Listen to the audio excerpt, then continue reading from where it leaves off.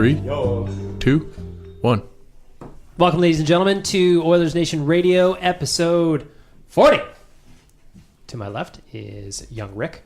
Across the table from me is young Koom. And to my right is young Dan. We are very happy to be here for another episode as we lead into the offseason, getting closer to the draft. Stanley Cup Finals are winding down.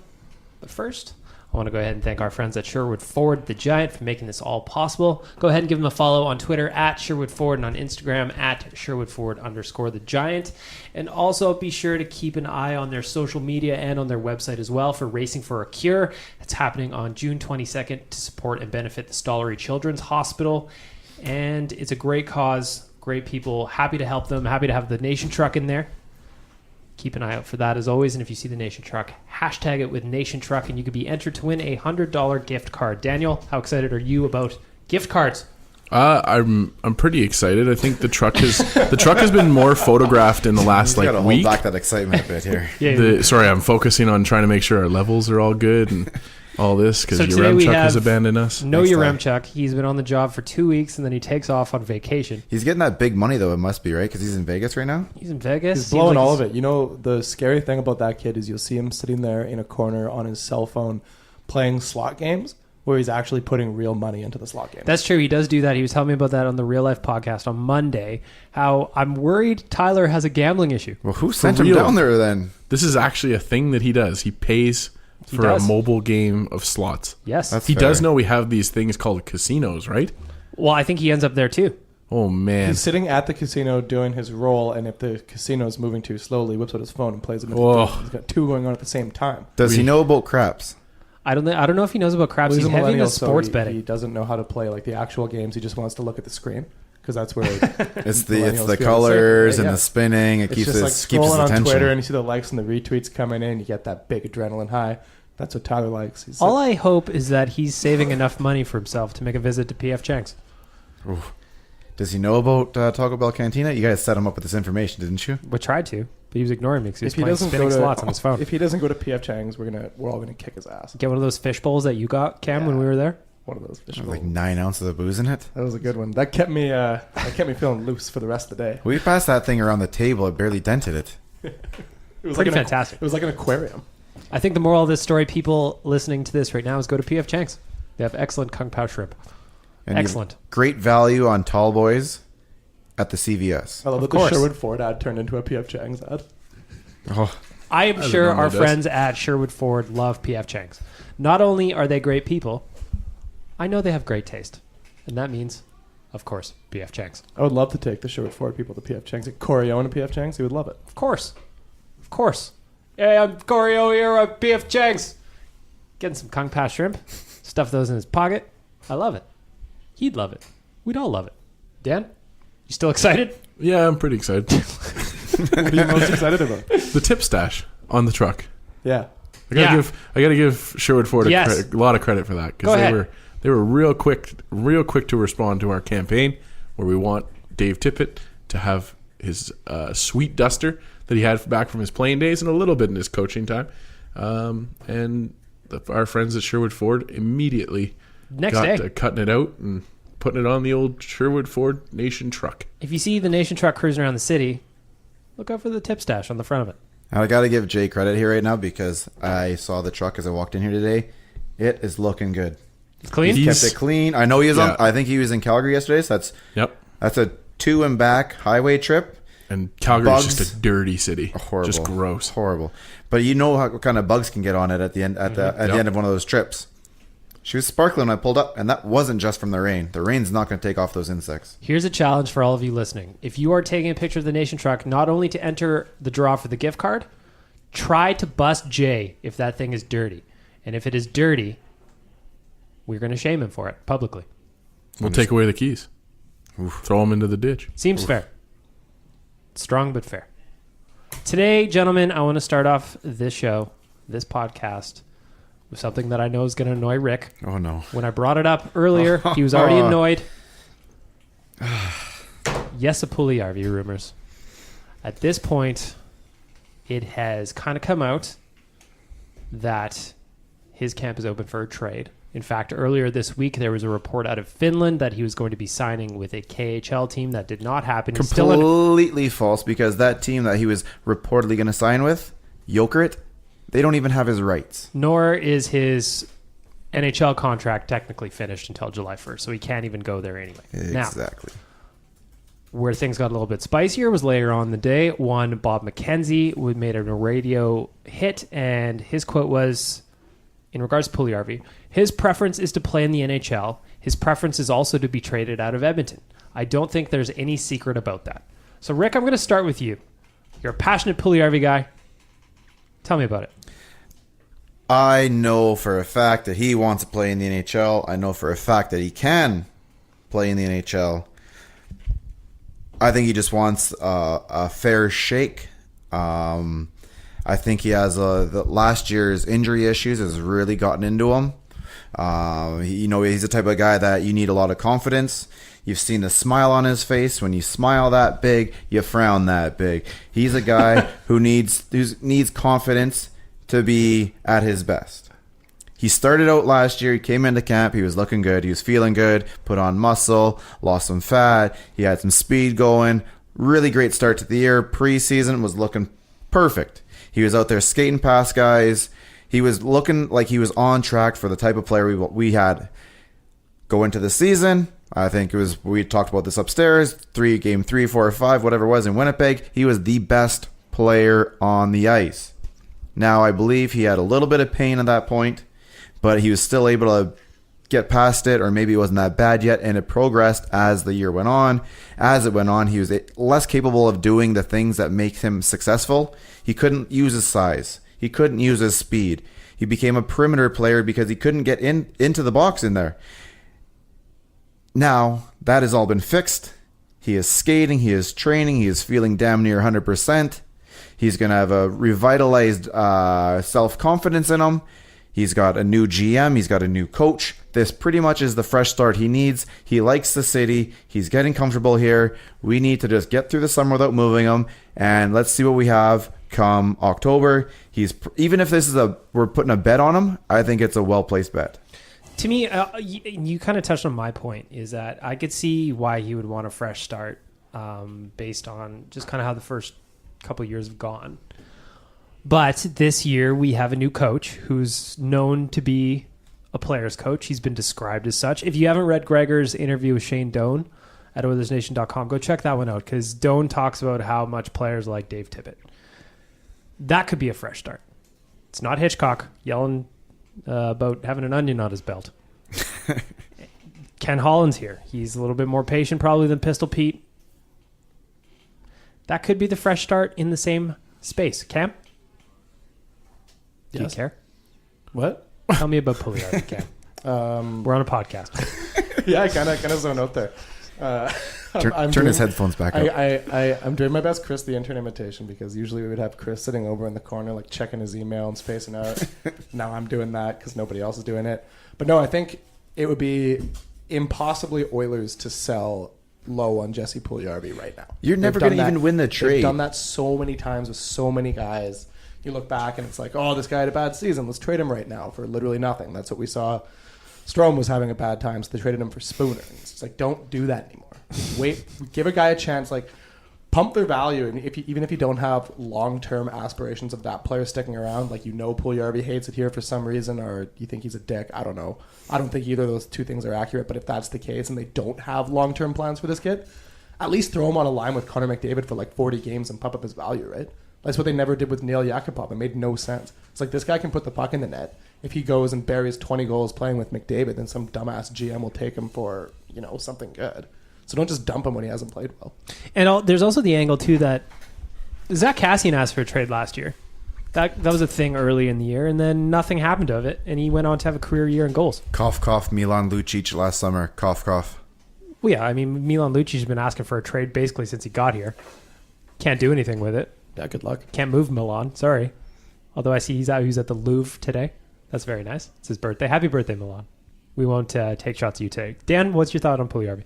I think I was kind of the opinion that where there's smoke, there's probably something to it. That there might be something going on with his options. for the KHL. I just think that, as we said, it's preemptive. He doesn't know. He probably hasn't even spoken to the GM and the coach that much. So I think that there's a lot of unknowns going for Puljujarvi right now. I'd hate to see him backtrack and regress. Go to the KHL and play with lesser competition. I just think that we've already outlined all the pluses there for him to stay here in Edmonton.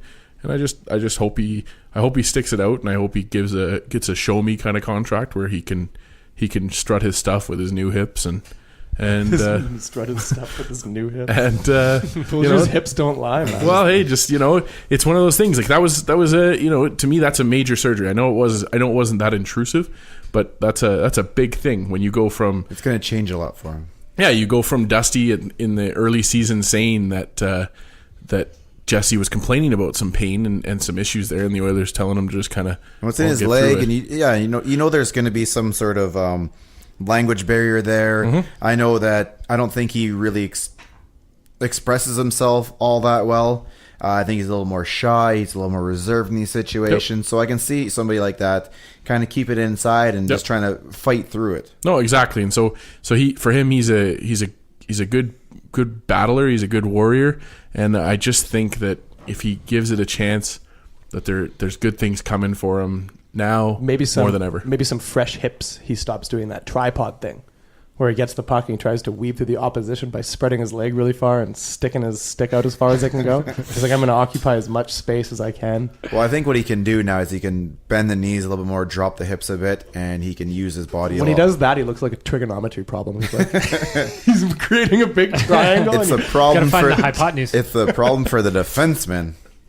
Because he's a big body, man. You can't really push him off if he wants that puck and he's got all of this strength there, pushing him off. Well, that's what he was doing when he was at the World Juniors and he put up like 17 points that year with Finland. He was just cruising around guys, dummying defensemen behind the net and just like looping the puck around all over the place. It was wild to watch. But I agree with what Rick said. Sorry, Bagnell. I agree with what Rick said, though. You put him with McDavid, and you see what happens. If his value is up and you're not happy with him as a player, fine. I don't think I like him with McDavid because they're both guys who kind of need the puck to carry through the neutral zone. But you just said it like 2 minutes ago. No, I'm just joking. No, I definitely didn't. That was me. I like him I like him actually with somebody like Nuge.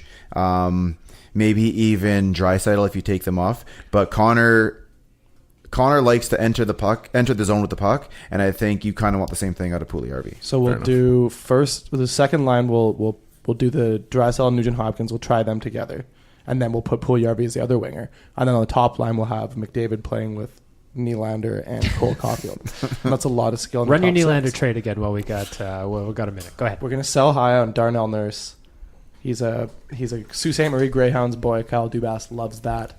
Had him there in the OHL. Acquire William Nylander. And there's your perfect winger. Is that your straight up trade? Is that a 1-for-1? That's it. Yeah. It's an interesting trade because Toronto, if we're following Cam's rabbit hole a little bit, Toronto needs to clear cap space. That would clear cap space, at least in the interim. Mm-hmm. The Oilers desperately need a top six winger. No doubt, William Nylander is definitely that. Preferably a shooter, too. Somebody who can score from the perimeter. Somebody who can score from above the circles. We don't need another playmaker. We need someone who can score goals. Yeah, just straight up shooter. Straight shooter. That's what they need. Could that happen? I could see it happening. Will Ken Holland see it that way? Who knows? I honestly, if you were to guess, just pure speculation, if you were to guess what Ken Holland does this summer, I would guess he does more tinkering in the bottom six than any major trades because he's going to do that thing where he's going to see what he has, right? Something like that. I can't imagine him coming in and just making some wicked big trade. It'd be tough for anybody to come in when you don't really, he hasn't been watching the Oilers players. This wasn't a move that was on the horizon or anything. Nonetheless, there's a bit of a plug situation at left D, and we have 4 NHLers. And we have one guy who's going to be an NHLer come October. About Caleb Jones? Yes. Happy birthday to him, by the way, 22 yesterday. Very much happy birthday. So I can see, I know you said it would be like little tinker trades, but I can see a bigger trade come from moving a defensive player just because you have an abundance. And that's going to help you just do tinker trades when it comes up front. All 5, man. 3 of them have to stay, and Russell's obviously the first one that I'd like to see go, and after that, it's between Sekera and Nurse, and honestly, I think the return for Nurse would be far greater. Also, with the fact that his next contract could be, it's going to make more than $6 million for sure. It's going to be hefty, right? For sure. Like you saw, who was that guy that Dallas just signed? There was a D-man that Dallas just signed for like $5.5 million a year who put up like 25 points. No, it wasn't Polak. It was one of their key guys. Was it Essa Lindell? Might have been Lindell. Essa Lindell? I don't know. Oh, the guy who dives all the time? What? The guy who dives all the time? Oh, that guy. I thought you said died. I thought you said died. He's still alive. What are you talking about? He doesn't do it all the time. South Park. We're going to get into the trade rumors because we were talking about it before we started recording. Of course, our friends at Sherwood Ford. I just want to say I appreciate you. I want to appreciate all the things you're doing. Race for a Cure. Again, June 22nd. That is a Saturday. If you want to participate, go over to their social media, to their website. They've got all the details there. At Sherwood Ford on Twitter. At Sherwood_the_Giant on Instagram. Help them raise money to benefit the Stollery Children's Hospital Foundation.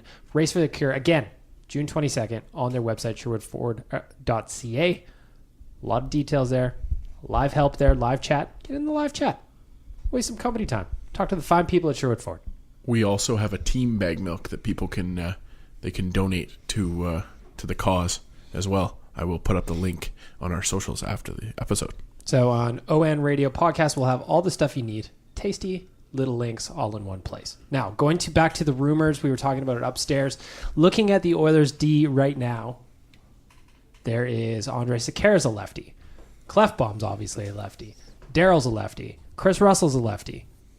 Petrovic, I don't even remember what hand he didn't play. He's not coming back. There's off track here again. They were talking about, I was reading a couple things this morning. Are the Oilers going to be able to afford to sign Alex Chiasson? And it just annoyed me that we're still here with Alex Chiasson when Keith Gretzky could have traded him at the deadline for whatever. Maybe a third-round pick. Maybe a third-round pick. You could recoup the draft pick. At best, it was going to be a third. Yeah, but still. So really, it's going to come down to a 4th or a 5th. If we're losing our breath over a 4th or 5th you could draft give away. pick, You could give away the guy and get back the pick. Basically, you gave up for Petrovic, and then you can go and draft Dmitry Samorukov. We were technically still part of the playoff run till April. You had to go if you went on. God bless where your heart is. If you went on like a 4-game winning streak, which was not impossible. Did they win 4 games in a row this year? We did 7. We did 7, didn't we? Yeah. What? Yeah, thank you. In December. Thank you. Right after Hitchcock came in, we had 7 or 8. Thank you. Was it 7 in a row? Yeah. We did it. We did at least 2 strings over 5. I think it was. It was the Hitchcock bump, and then Terry Jones put out the article that Genius. That sunk it all. Yeah. And then they didn't win a game for 8 after that. There was a chance. What you did is you told the players you think are going to be there, hey guys, we're doing a push here. We don't want to just sell off someone who's played decent with us for a 4th or 5th round draft pick. You're just trying to keep your players a little bit. It's hey Connor, we're not totally giving up. Maybe we can sneak in. We know it's it's not a great opportunity, but we're not going to go and take any assets you have to try and sneak us in. We know that Petrovic wasn't on anybody's radar, but we're going to bring him in and he's going to fix us. Well, and he didn't play, so that stupid was GM. And at the same time, when they were also keeping everybody around not to tank it out, they traded Cam Talbot away for a goalie they refused to put in net. Yes, who Anthony Stolarz, of course, is now a UFA because he didn't get into enough appearances. Even at that point, I think you had to I'd still try and sneak him in 7 or 8. But I don't think they had any aspirations of that guy. Well, you had to figure out exactly what you have in Koskinen, and if that means playing the last 30 games in a season that could be up, or you let him play. Were they letting him play every game because they thought maybe he gets injured and they throw him on the LTIR next year, and that's a problem solved. Yes, that's probably exactly what it was. Within 2 weeks, they flipped from being like, we're going to pay this guy $4.5 million for 3 years to fuck, we got to get this guy on the LTIR. Back to the defenseman. Rick, you said maybe a Cowboy. Yep. Maybe Sekera moves out. To me, my preference would be to keep Sekera. He's a very valuable defenseman. Okay, but if you had to keep, if you move 2 of the 5, one's Russell. The other one, who's the other one then? To me, I wouldn't be opposed to moving Darnell Nurse, just not because I don't like it. For the exact same reasons that I said. It's just asset management. Exactly. It's not for the reason that I don't like Darnell Nurse. I actually quite like Darnell Nurse. But At 3. He's got 1 year left at $3.2 million. Thanks to our friends at puckpedia.com. Next year, he's going to get a sizable bump. Yep. He's going to get a raise. Yep. So you look at what Esa Lindell signed for. I think it was. Hold on, I'm just googling it right now. He signed a contract worth $5.8 million per season over the course of 6 years. He's coming off a season where he put up 32 points in 82 games. So and Daryl got over 40 last year. Yeah. So Nurse put up 40. I think it was 41 points in 82 games. Something like that. And then that would make him the highest paid defenseman on the Oilers. Yeah. Honestly, I could see them just moving him over to the right, trying to fix the forwards a little bit, and giving Holland a full season to sit back and watch Nurse and Clefbaum and decide which one he wants to keep around. Because he still will be an RFA after the coming season. So you never know. And Holland's going to want to see these guys. He's not being forced to move one right now, so he's going to want to sit back and watch them for a whole year. And I can see it. Just sit back, and I will judge you at the end of the year which one I think is better for this team going forward. I think with everything I know Clefbaum can do, plus his contract, that's kind of where I'd put my money, but we're not. Plus, you have all those guys coming up on the left side too, right? You got to give Caleb Jones a role on the team. Well, exactly. I give Caleb the third line. So we move Darnell to the right side. Now we have 4 on the left, and we ship Russell out. That leaves 3 on the left. Jones is the third one, and yeah, you kind of go through most of the season, and Holland can judge him as we get closer to the trade deadline and next offseason. Do you care what the return is for Russell, or do you just do it to clear space? No, I'm doing it to clear space. If I can get a quality third liner out of it, hell yeah. If we can pull off the Pat Maroon type trade, perfect. But at the end of the day, I think you're better off with the salary gap. Would you retain salary on dealing him if it meant getting something better? No. Hold back No. Hold back $2 million from Russell, 50%. No, God, no. Team takes him on for $2 million for 1 year. It's 2 seasons left on his deal. Yeah, but if did we hold $2 million just this year? Both years. No, God, no, because you can actually get something of value. Next year real cash. He's only like 2.5.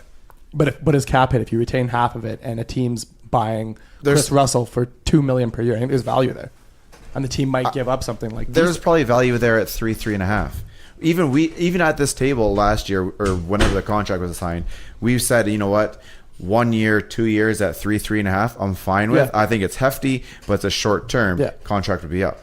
So retain $1 million for both those years. If you have, have to, but I think you can sell that on somebody, even if you brought a $3 million contract back. Throw him at the Florida Panthers. I know Dale Talon loves that kind of thing. Yeah, once they drop money on the 2 Russians this year, they're not going to have any cash. That's the GM who actively tried to get rid of Jonathan Marchessault and Riley Smith so he could keep Alex Petrovich in the expansion draft. Yeah, that was a big throw Chris Russell at that. Mistake. Maybe get a middle forward back from that team. I don't know. I don't know the Florida Panthers very well, so my train of thought kind of collapsed. And that's what I said. Yeah, if you can get a third liner that maybe kind of fits the new game. He's got speed. He's a little aggressive. Can score a little bit. Kill penalties. You definitely need penalty killers.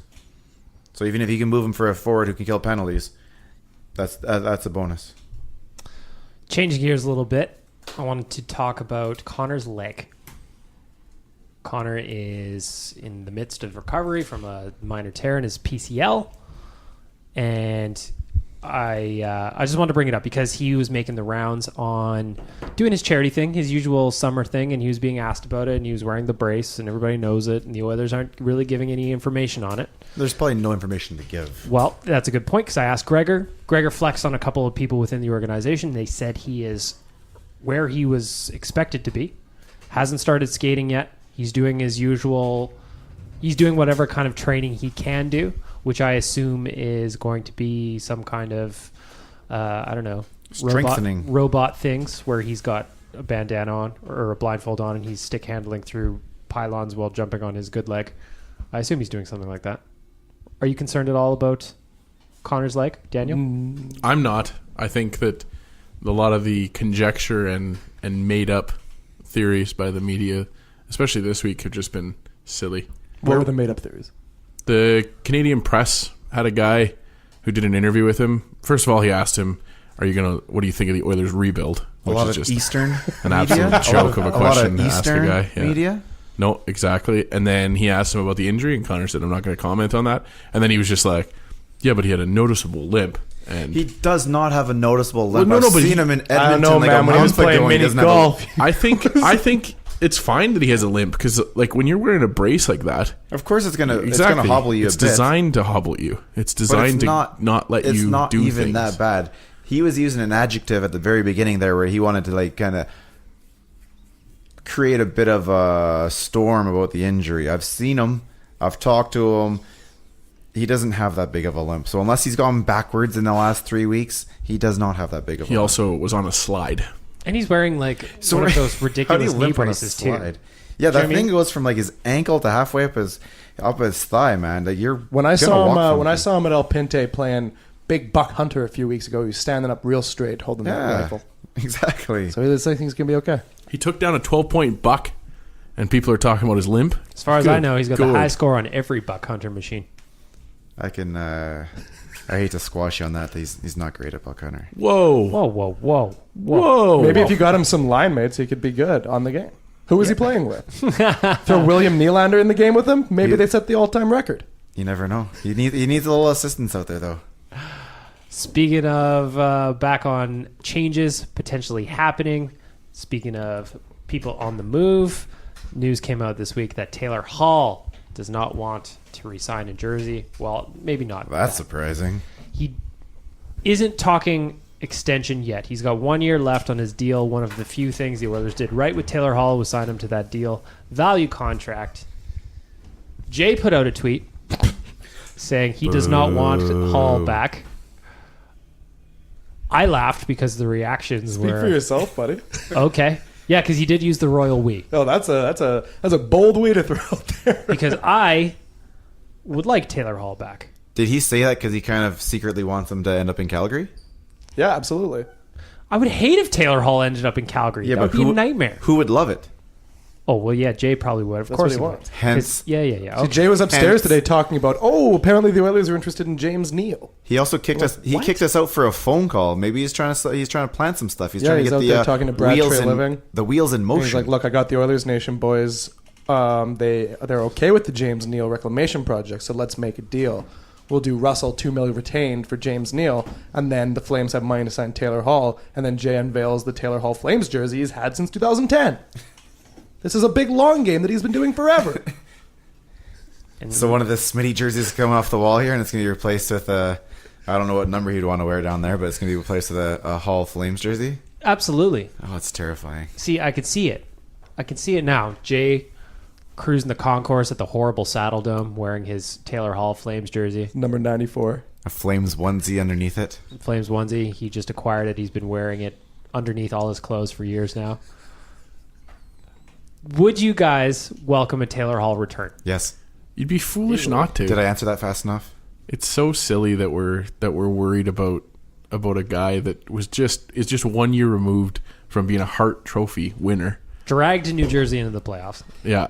And now we're like, well, I don't know. He was a bad guy in the locker room. Like if you get an offer for a trade, and we're not, you have no idea what the deal would look like, but if it's a reasonable offer and you turn that down, you got to give your head a shake. Like, let's list off all of the Hart Trophy winners recently. It's Taylor Hall, Connor McDavid, Patrick Kane, Carey Price, Sidney Crosby, Alex Ovechkin, Evgeny Malkin. Those are the past few years. Would you really say no to any of those guys? No, of course not. The only reason I would say no to Taylor Hall is not because I don't want Taylor Hall. It's just after he has this 1 year left, he gonna get paid. Yeah. That's the only reason, just purely economical. Now, I brought this up a couple weeks ago that there's a certain time in which NHL players, you might want to, your heart is going to want to sign them again, but it might be business-wise best to pass up on. And Taylor's technically in that spot. When he gets his new contract, he's going to be 27, 28. You're talking. And he has dealt with injuries in his career. We're going 35, 36. Yep. Is when the contract's going to be. Because if you sign him to an extension, if you trade for him, it's 8 years. That's what I mean here. That's what I mean. Is you're looking at a time where is he going to be worth it at 33, 34, 35, 36? That, and you're going to have to sign him for the 7 or 8 years, depending on whether you have him before or not, because he's not going to sign a 4 or a 5 year. It'd be silly for him. So you've got to sign him for the 7 or 8. Are you still willing to do that, knowing damn well that a lot of guys start to go down 33 years old. Are you taking a shot at Milan Lucic on his 31st birthday right now? Was it that? No, that was just the. That was. Yeah. So one thing, the New Jersey Devils, they won the draft lottery and they have a Jack Hughes coming into the mix. One thing about the New Jersey Devils is they struggle is their blue line is bad. So let's say they need a right-handed shutdown defenseman, maybe Adam Larson. Would you pull the trigger on a 1-for-1 deal, Adam Larson for Taylor Hall, right now, even if it meant Hall was walking in free agency at the end of next season? Yes. Yeah. I would. Yeah. Why not? Easy. It'd be fun. I don't know if I would. Oh. I I just think Larson, if you know he's walking at the end of the season, I don't know. Because there's also the possibility of losing Larson in the expansion draft. He only has 2 years left in his deal, right? Yeah. 2 more years. Him and Nugent Hopkins, both 2 years left. You got to start thinking about long-term with those two. Because Rick just said you're getting into that age, so you're going to hand Nugent Hopkins an 8-year extension. But yeah, like I said, Nugent's going to be in that area too, right? Ageless wonder. I do. For a guy like Nuge, I think I would, though. And I would be a little more confident in doing it just because of the way he plays the game. There's a lot of... he's got a lot of hockey sense, so he puts himself in the right position. If physically you start to dwindle a bit, I don't think it's going to affect his game as much as, a different type of player. So I think with a Nuge, I'd be confident in giving him that 7-year, 8-year contract at the 27, 28-year-old mark or whatever it's going to be. And I would argue that with Larson as well, though. I think Larson's the kind of guy that can play defense for you in a solid role for years to come. And he's not going to break the bank. He's only going to get slower, though. Yeah, that's fair. Problem. But I think he slides into, if you project Bouchard to be our number one right defenseman in 2 years, 3 years time. So again, I want to take another shot at Jay for saying he doubts Evan Bouchard now. Where did that come from? Yeah. What? Jay's upstairs he brought it up upstairs. He was. I don't know about Evan Bouchard. Yeah, he was a little more. I was setting up because Uranchuk is. Yeah, that's right. Yeah, he was a little more fence sitting at that point. He's. I want to be wrong here, guys. I want to be a really good player, but fuck.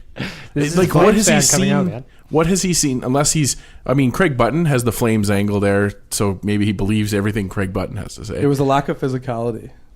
Unbelievable. Which, in the modern NHL, would you rather have a D-man that's good at taking hits or a D-man that's good at moving the puck? Exactly. Yeah, we just had Alex Petrovic. We've been begging for a puck-moving defenseman for how long? And now we have one, and now our biggest resident Flames fan, thinks that he's not going to be it. I think what the boys are saying is that Jay's hockey takes, they stink. Well, it's the summer. And what needs I didn't see what you're doing there. is we need to go to our friends at thepogstore.com to get some kind of mobile unit that can fit in Jay's mouth to clear up those stinky hockey takes. Maybe the fridge unit. Smaller, compact, meant for smaller areas. Or maybe we just have some kind of battery pack that we strap to Jay's back and we plug one in to make sure that his takes smell fresh. Or they just suck all of his foul-smelling tastes up, and nobody has to interact with them or see them or smell them ever. Either way, we're winning. Thanks to our friends at thepogstore.com. The Pog eats hot takes? Of course. Kills 98% of household odors caused by bacteria and fungus. You tell me Jay's hot takes won't qualify there? Every Thanksgiving dinner, you put a Pog unit right in the middle of the table, and it absorbs all of the bad content from your distant relatives talking weird stuff, talking flat earth, talking like that kind of thing. That's what it's there for. Freshens and purifies the air naturally using the power of ozone and eliminates odors without the use of dangerous chemicals. Head on over to thepogstore.com to try their 30-day odor-free challenge. Why, Cam? Because you deserve a fresh-smelling workspace. Yeah, if you're one of those people like Dan who doesn't like to bathe. Yep. You can I have a Pog strapped to Dan right now. I used my my Pog there last week when the city was all smoke. All the time. It absorbed all the smoke. We were the big smoke. We had a window that's left open in the basement, and the smoke smell was quite heavy in the bedroom. So I put the Pog in there, set it to go for 2-hour intervals, 30 minutes at a time, and bingo, bango, bongo, no more smoke smell. Fresh as a daisy. What if we just went on a rip around the Henday and dropped a Pog every 10 feet? And we put down 10,000 Pogs. Well, I know Rick was working on a project last week where he said we should just go around the city and plug them in to get rid of the smoke. And here we are a week later, no smoke. So, Rick, nice job. Thank you. Easy. Thepogstore.com. Head on over there. Freshen your life. Big picture thinking. big picture thinking. Gentlemen, I want to touch on the Stanley Cup Finals. St. Louis Blues took a 3-2 lead in the series last night. Controversial. Thanks, refs. Controversial. We talking about refs a lot on the podcast lately. Thankfully, Chris, the intern, is no longer here to give the Ref Guild angle, so we can talk Yeah, he like can't gentlemen. defend them at all. What did you guys think of the missed call / Cam Neely throwing water bottles in the press box or whatever you want to talk about? Dan, go ahead. Well, I know Chris would agree with me, and I just, I know that in my heart of hearts. The referees fucked up again. And here we are, as Bag Milk said, the Stanley Cup playoffs have been going on for, 5 weeks? We've had an episode every week, and we've at least mentioned the referees every time. So this time, they miss. I think Bruins fans are really upset about 2 calls specifically. They missed the headshot on... that was Sundqvist hitting a D-man? Yeah, and it was like Krug? eerily similar Krug. to the Savard Krug. hit from And a Krug couple had years already- ago. Is that the one in the bottom right corner? No, that one was up towards the blue line. It was a headshot. It was in the defensive zone. Someone was breaking it out, and Sundqvist came in, and he chucked his elbow up. Well, they have one that's being... One that's going to checked out. NHLDOPS. Barbashev is Yeah. checking out the hit on Johansson. Oh, That might be Barbashev that. on That's what it Johansson, was, yeah. But I think That was the totally the wrong. Krug one, I want to see the other angle though, because I thought his head was turned But the already, other- and he didn't. I just want to see the other angle because I think it was a bigger hit, and I don't know if it was head contact or initial point of contact or what, because his head was, as I keep turning my head, his head was turned a bit at the time. So it was. I wanted to see a different angle. They didn't have it. There was no call on it. I wasn't horribly upset about it, but at the end of the day, because this game is so fast, some of these things are going to happen. And I think in order to help get rid of the injuries, we have to attack it from 2 different angles. 1, everyone be a little more attentive. But 2, can we please get all of this equipment that is meant to hurt people? Can we please reduce it? Can we get back to equipment that is there to protect you and not hurt the other guy? We don't need football shoulder pads. You need something much smaller that's going to absorb some of the shock when you hit the boards, that's going to protect you from if the puck hits you up with the upper body, but you don't need this big hard plastic. And that is definitely part of the reason why there's so many more concussions these days. Yeah, I agree. I think equipment has shifted from Protective to offensive. Yeah, exactly. Where you were used to be protecting yourself from getting hit by pucks. Yes. Getting hit by, like you said, hitting the boards. Yes. That kind of thing. And now it's more protecting, quote unquote, protecting for contact, which is the problem. You're trying to initiate the contact. Yeah. You're trying to direct. It's now aggressive. It's the big It's thing. supposed to defend you. Now it's aggressive, and it has been since the early 90s. I had shoulder pads when I was playing in like midget. Back in I couldn't my put. day. Yeah, it's way back. I couldn't put my hands up. Like I could not do a field touchdown sign. Yeah. I couldn't put my arms up like that. The Often you do that in hockey. Yeah, exactly. The shoulder caps right there were all I could do is flex if I scored another hat trick. Fair enough. Yeah, no, I get what you're saying. I just And look at this. Look at the elbow pads, man. they need Go back- fighting in the game though. That's I agree to with me you. that's the big thing. It's I just, agree, but it's the little this equipment is creating a lot of injuries. Look at elbow pads; they are massive. They are massive, and they're almost pointed now. yeah. And then go back and look at the '80s, and look what those guys were wearing back then. Well, even like you could have the plastic, but then just put a covering of foam or something Wrap them over with it. bubble wrap. Yeah, and you just have it like around your elbow. It does not need to come out in straight lines like Craig Ludwig's shin pads used to be. What if everybody on the ice was naked, just wearing skates? Go ahead, Thoughts? Keep going. man. Just think of how cautious everybody would be out there. I think then it would help you a lot. You could be able No to raising the tell, puck. No raising the puck. Flat blades would You'd come be able back. to like kind of tell a player's confidence level. Players are gonna, if we do lower the equipment level, do we think that that's gonna lead to more players getting injured by Shea Weber's shot? Or- No, because how often does the shot go and hit you square on the elbow where you're like, oh, thank God I have these massive elbow pads that just saved me. yeah, Chara fair. should have been wearing. And a I cage. still think like your chest can still be like Kevlar or something like that, but your chest isn't the issues. It's your elbows and your shoulder tops. That's where you're getting silly. And now when you start to dress these guys like this, the hitter doesn't feel any pain. Therefore, they go balls to the wall there. You couldn't do that back in the 80s because if you're going to hit a guy that hard, it's going to hurt you a bit too. Yep. And that's why you got more hip checks. Yeah. Everybody loves a good hip check. Oh, I love it. Unfortunately, fixing the equipment doesn't stop the second most egregious, I guess maybe the most egregious missed call in that game last night, which was the Bozak trip that swept the leg. By the way, St. Louis, apparently, I just saw a video before we started of a St. Louis guy saying that the Bruins player flopped very clearly to him. He got hit in the leg, and then 3 seconds later, he took his sweet ass time getting up. Let's be real. Yeah. Here. Oh yeah. No. Like, yeah. Jesus That's Christ. for sure. No, he definitely down. They say he was laying on the ice. They say he banged his head, but you can hit your head on the ice sometimes and relatively not feel it. That's why you wear a helmet for. Exactly. That's kind of what it looked like to me. It didn't look like it was when his head hit the ice. He was looking for a call there, arms in the air. You could have skated, and you could have done something about the play and helped and stopped that second goal. The thing that I want to talk about is I feel more important than the game itself or players looking like they're in the Legion of Doom these days. The fight that broke out in the stands amongst the Bruins fans. I like that. That's the content I was there for. I'm confused how... Okay, it's the Stanley Cup Final.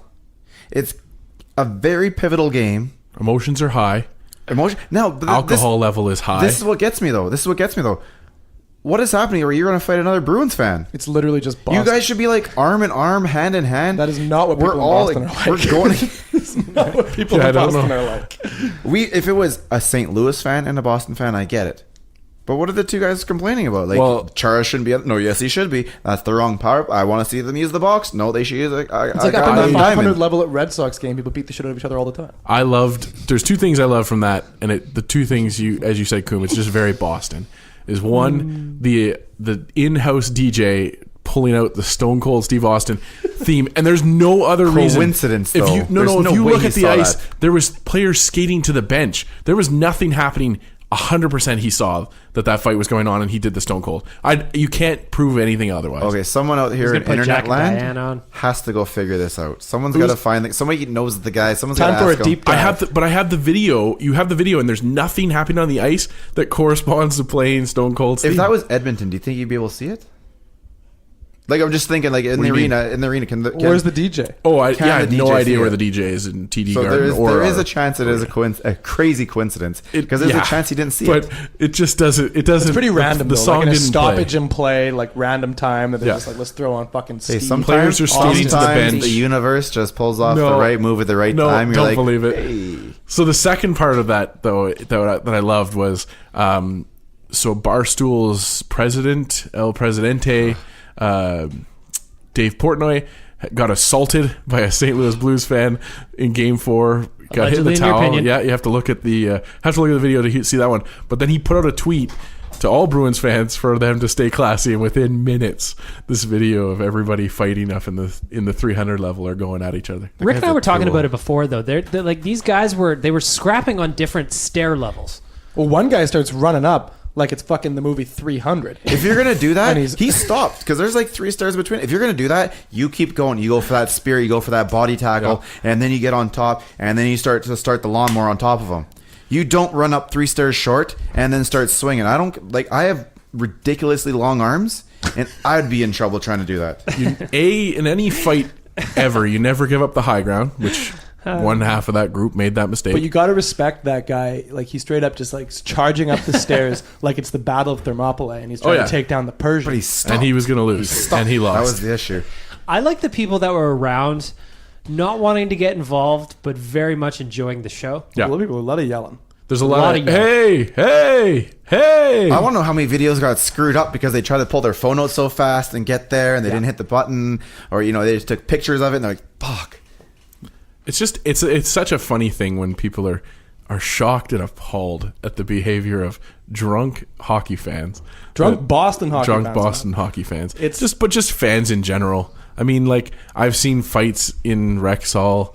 I've seen fights in Commonwealth. I saw 2 ladies pushing each other at the Garth Brooks concert I went to. I saw 2 girls get into a fight on the LRT after an Eskimos game. Game 2 of the 2017 Stanley Cup run by the Oilers, playoff run by the Oilers. A dude in my section popped a guy in front of him because he wouldn't sit back in his seat. He told him twice to sit back in his seat. Third time, nope, not anymore. I would be worried if the Bruins fans weren't fighting each other in this game. Every Boston lad with his Irish blood grows up watching The Departed, hearing Shipping Up to Boston by the Dropkick Murphys, and just like what makes their dick move is thinking about getting into a fight with another Boston fan at a Boston sporting event. Like, I want to see David Ortiz hit a walk-off double and then punch the guy next to me in the face, because that's just what we do. If you win the fight, do you get the better seats afterwards? Oh, I feel like that fighting should, for, are we fighting for pink slips? Yeah. Man, now we're talking. The security was pretty quick up there though. In the Wait, was it the big guy in the blue? Yeah.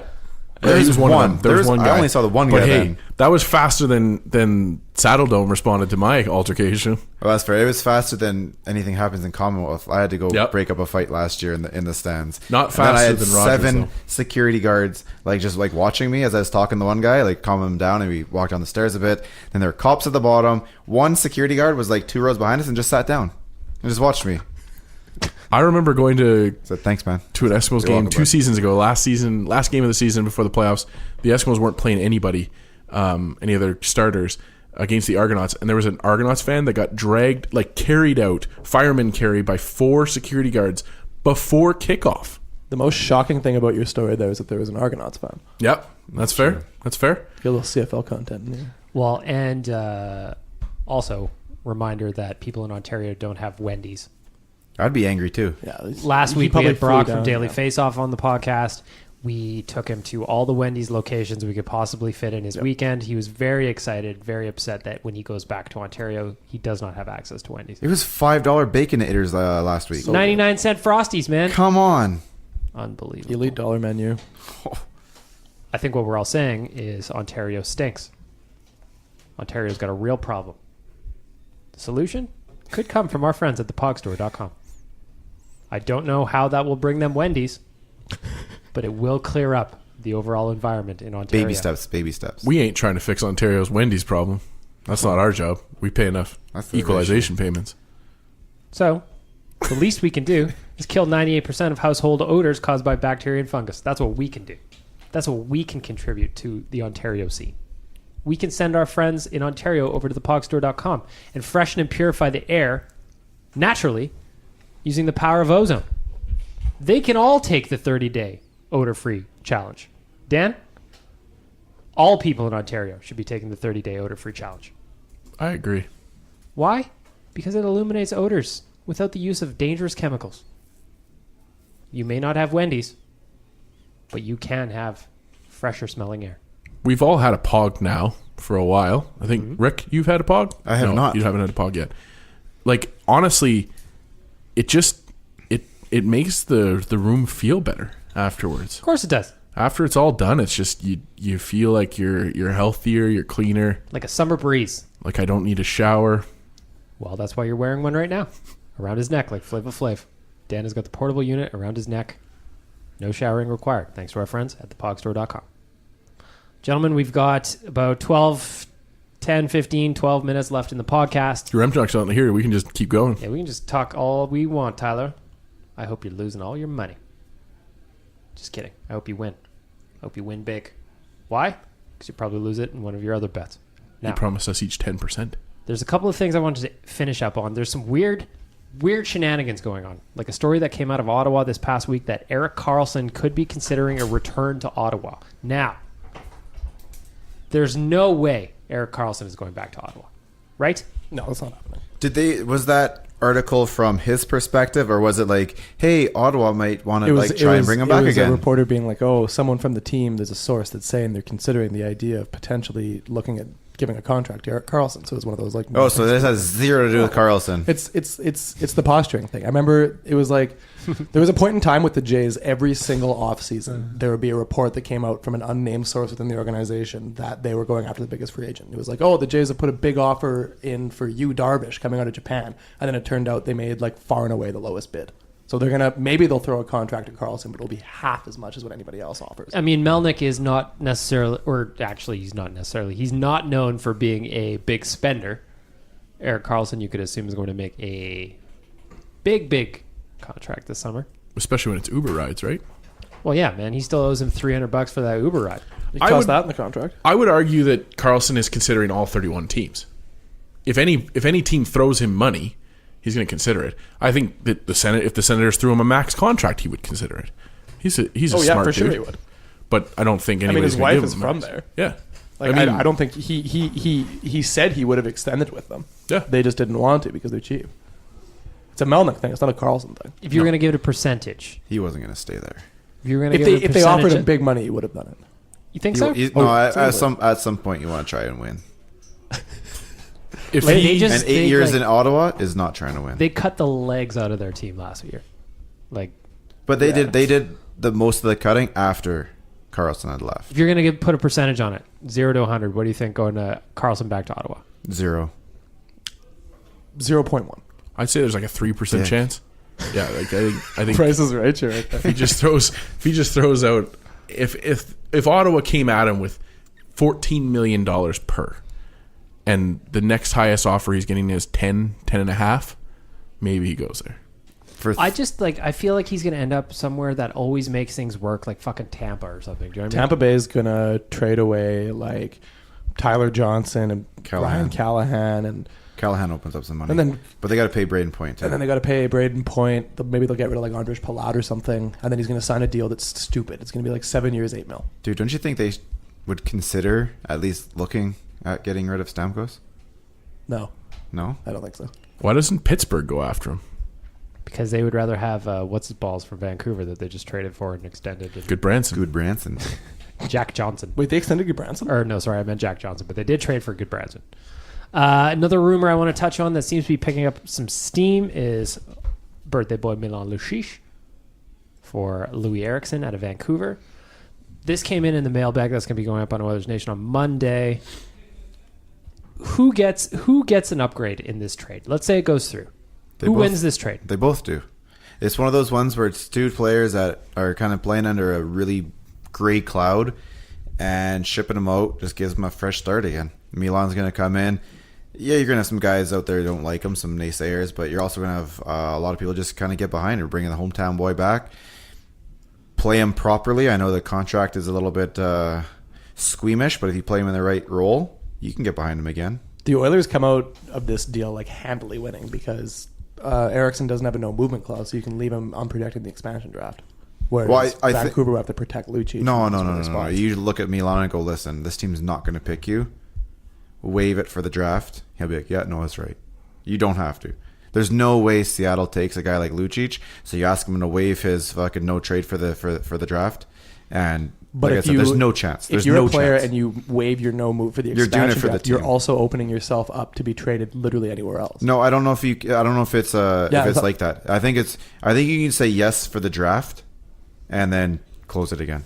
We would have to look into that. I think it would just be a gentleman's agreement more than anything. I think Kuhn might be right that if you waive your no trade for the expansion draft, but the rules are different. Well, maybe a team like Seattle might consider a guy like Lucic in the expansion draft. Captain Milan. Looking at his contract on puckpedia.com right now, his actual dollars drops off a cliff after this year. Yeah. Like what he actually gets paid.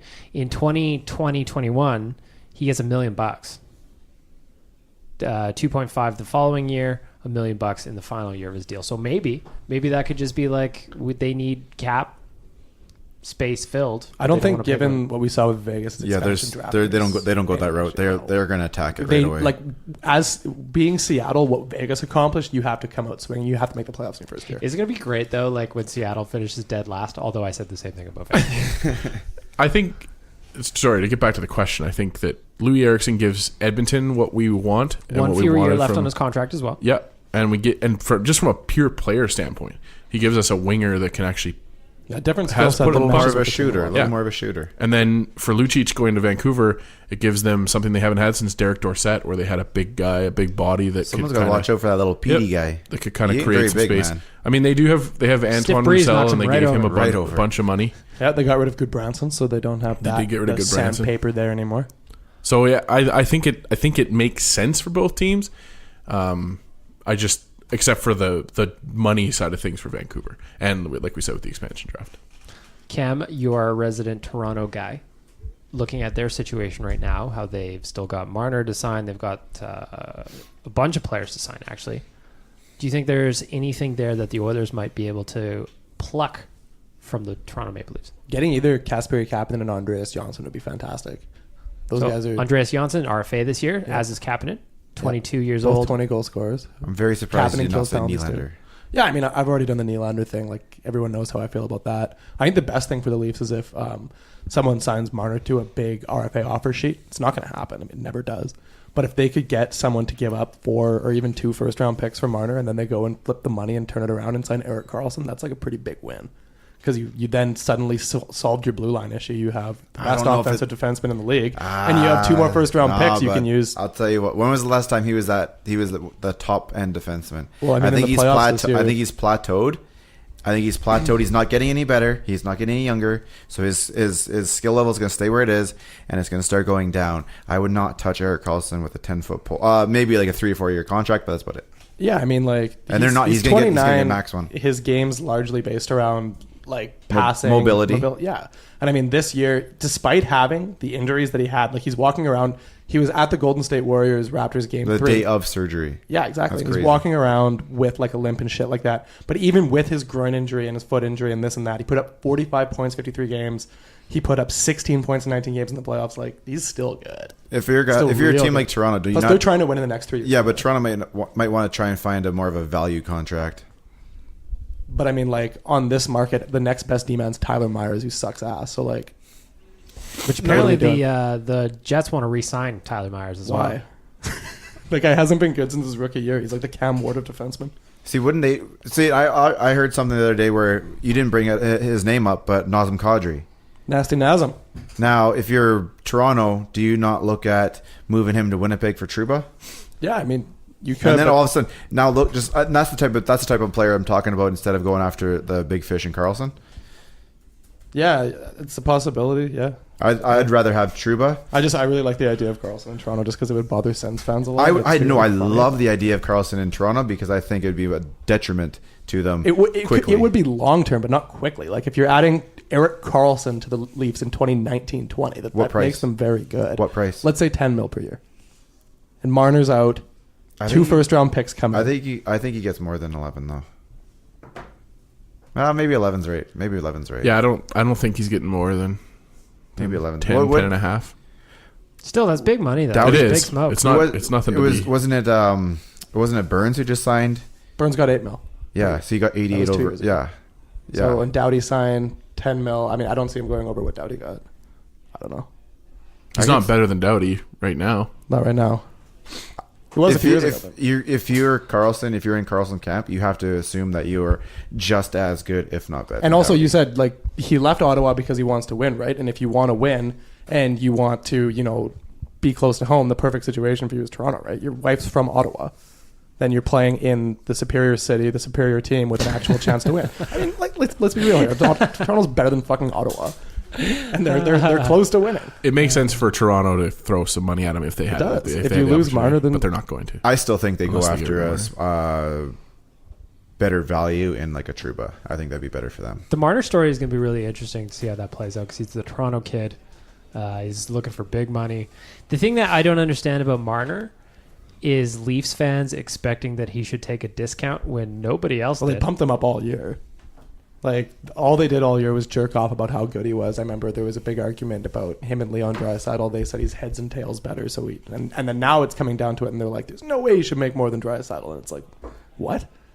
The argument just completely like... That's because they were arguing from two different perspectives there. Yeah, it's just this kid's great. This kid's great. Oh, shit, we got to pay him now? This kid's not that great. This kid's not that great. Matthews didn't take any kind of a discount. Like, that contract for them... If in a role reversal, if the Edmonton Oilers signed McDavid for the Matthews contract, which was 5 years, and exactly that says something, we would have gotten roasted by that fan base relentlessly. Absolutely, and that contract is bad. Like if he's only signing 5 years, then you don't throw that cash. He could he not walk after 5? Yeah, he's a UFA after 5. Yeah, they bought 1 year of his. Yeah, 1 year of RFA. And you're a Marner. You're not going to sign for more than that unless the dollars are more. You want me for 7 or 8? Pay me more than Marner thinks he's as good as, if not better than Matthews, and I mean the stats back it up because Matthews is injured all the time. Do you think there's Marner was the leading scorer, so he can ask for more money. Do you think there's anything to the fact that Matthews is a center, Marner is a winger? Wingers are generally valued a little bit less. Yeah, definitely. Like from a value perspective, like Matthews is the better player. But then what it comes down to is, so Matthews signed his deal midway through this year. He had 73 points in 68 games, which is like his career year. Exactly. Yeah, it's a 90-point pace. Marner this year put up 94 points. Yeah. So I mean, like, there's a very strong argument to say that Marner deserves a bigger contract than Matthews. Easily. If you're his camp, that's what you're asking for. You have to. That's the whole point of being an agent. That's the whole point. And people, Leafs fans are sitting here thinking, "Oh no, Marner's going to sign for 8 years, 7.5." Yeah. Like, okay, he's gonna ask for like 12. Yeah, no, as he should. He wants to be the second highest paid player behind Connor McDavid in the NHL. I think it's interesting that how contracts have changed a little bit in the sense that Marner's talked about potentially exploring his options as they go into July 1st. Same with old what's-his-balls there in Winnipeg. Laine, same thing. Potentially exploring his options out in Winnipeg as well. So we'll see what happens. There's going to be some RFA drama this summer. Someone should offer sheet Braden Point. Yep. I would love to see more offer sheets. I would love it. Those are three guys who legit could get one. Well, Both not Tampa Laine and Toronto much, are in a cap situation that's difficult. Winnipeg matches anything on Laine because they have tons of cap room. Yeah. Colorado matches anything on Rantanen, same thing. But Point and Marner, it's like, those I are your don't guys. know, man. If you're the Go Carolina after 'em. Hurricanes, fuck it. Go after them. Stop making friends with everybody. Live your life. No kidding. Stop making friends. Entertain us. You know what would be entertaining? Barn fights. That came about after the Dustin Penner offer sheet. More challenges of barn fights. I want to go ahead and I thank still would have watched that. Kyle Dubas getting his ass kicked in a barn. Please, sir, no more. I don't want it. I want to thank our friends at Sherwood Ford the Giant, of course, and at POG for making this all possible, and all of you for listening. And I'm going to go ahead and request that you share, retweet, tell a friend, tell your auntie, tell your coworkers about Oilers Nation Radio. You can download and subscribe to this podcast anywhere you get your podcast from. Gentlemen, thank you very much for being here. Have a great weekend, everybody. Shout out Damien. Best wishes. Well, Leafs talk, eh?